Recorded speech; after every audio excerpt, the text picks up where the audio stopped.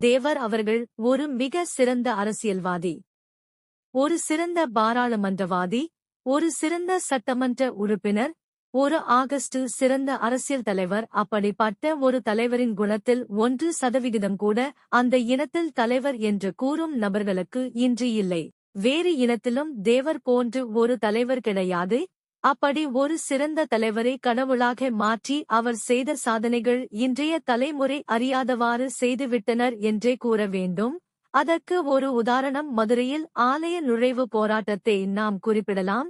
ஒரு குறிப்பிட்ட இனக்குழு மக்கள் ஆலய நுழைவு போராட்டம் செய்ய போவதாக கூறிய போது வேறு ஒரு பிரிவு மக்கள் அதற்கு எதிர்ப்பு தெரிவித்தனர். இந்த விஷயம் பசும்பொன் தேவர் அவர்களிடம் சென்றது. அதற்கு தேவர் அவர்கள் நான் இருக்கிறேன் என்று கூறி அந்த போராட்டத்தை வெற்றிகரமாக நடத்த உறுதுணையாக இருந்தார். இப்படி அவரின் சாதனைகள் ஏராளம். ஆனால் அந்த இனக்குழு மக்கள் இதை எல்லாம் மறந்தோ அல்லது மறைத்தோ விட்டனர் என்றே கூறலாம். இப்படி தேவரின் அரசியல் சாதனைகளை ஒரு காணொளியில் கூற இயலாது. வேறு ஒரு காணொளியிலும் நாம் பார்க்கலாம்.